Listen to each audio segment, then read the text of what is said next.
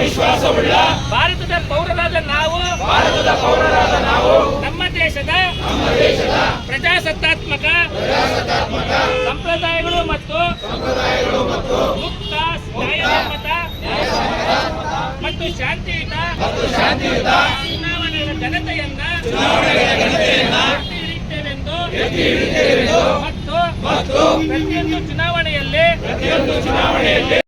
ಅಧಿಕಾರಿ ವರ್ಗದವರೇ ಹಾಗೂ ಎಲ್ಲ ನನ್ನ ಪತ್ರಕರ್ತರ ಸ್ನೇಹಿತರೆ, ಹಿರಿಯರೇ ಹಾಗೂ ಕಿರಿಯರೇ, ನಮ್ಮ ಕರ್ನಾಟಕ ರಾಜ್ಯದಲ್ಲಿ ಈ ತಿಂಗಳ 26 ಮತ್ತು ಮೇ 7ನೇ ತಾರೀಕು 2 ಹಂತಗಳಲ್ಲಿ ಲೋಕಸಭಾ ಚುನಾವಣೆ ನಡೆಯುತ್ತೆ. ಈ ಒಂದು ಚುನಾವಣೆಯಲ್ಲಿ ರಾಜ್ಯದ ಎಲ್ಲ ಮತದಾರರು ಕೂಡ ನಿಷ್ಪಕ್ಷಪಾತವಾಗಿ ಜಾತಿ, ಧರ್ಮ ಮತ್ತು ಭಾಷೆ ಯಾವುದೇ ರೀತಿಯ ತಾರತಮ್ಯ ಇಲ್ಲದೆ ಎಲ್ಲರೂ ಕೂಡ ನಿರ್ಭೀತವಾದ, ಧೈರ್ಯವಾಗಿ, ನಿಷ್ಪಕ್ಷಪಾತವಾಗಿ ಮತ್ತು ಮುಕ್ತ ವಾತಾವರಣದಲ್ಲಿ ಮತವನ್ನು ಚಲಾಯಿಸಬೇಕಾಗ್ತದೆ. ಇಂಥ ಒಂದು ವಾತಾವರಣವನ್ನು ನಮ್ಮ ಚುನಾವಣಾ ಆಯೋಗ ಮತ್ತು ಸ್ವೀಪ್ ಸಮಿತಿಯು ವಾತಾವರಣ ನಿರ್ಮಾಣ ಮಾಡ್ತಾ ಇದೆ. ಈ ಒಂದು ಕಾರ್ಯದಲ್ಲಿ ಸ್ವೀಪ್ ಸಮಿತಿ ಹಾಗೂ ಎಲ್ಲ ಇಲಾಖೆ ಅಧಿಕಾರಿಗಳೊಂದಿಗೆ ನಮ್ಮ ಎಲ್ಲ ಪತ್ರಿಕಾ ಮಿತ್ರರು ಕೂಡ ಇವತ್ತು ಸೇರಿಕೊಂಡು ಒಂದು ಜಾಗೃತಿ ಕಾರ್ಯಕ್ರಮವನ್ನು ನಾವು ಮಾಡ್ತಾ ಇದ್ದೇವೆ.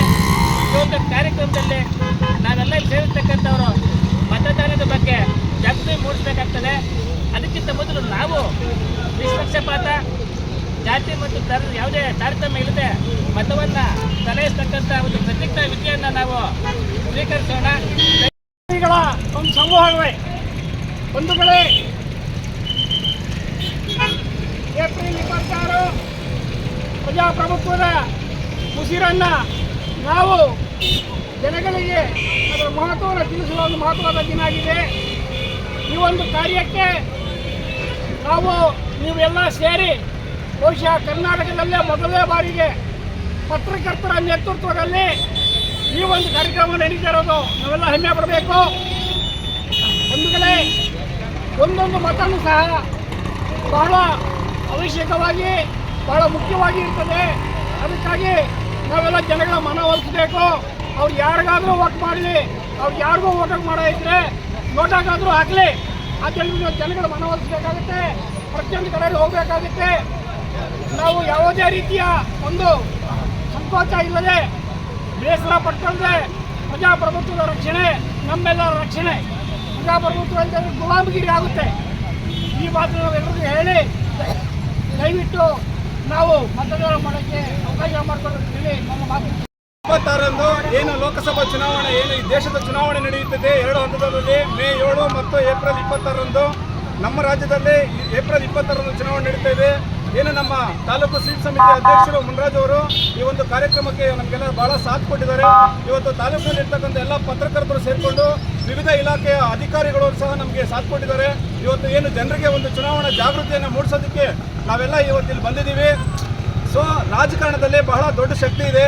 ಆ ಶಕ್ತಿಯಿಂದ ನೋಡಿ ಇವತ್ತು ಒಳ್ಳೊಳ್ಳೆ ಏನು IAS ಆಫೀಸರ್ಸು, IAS ಅಧಿಕಾರಿಗಳು ಇವರೆಲ್ಲ ತಮ್ಮ ಏನು ರಾಜಕೀಯದಲ್ಲಿ ಬರ್ತಾ ಇದ್ದಾರೆ.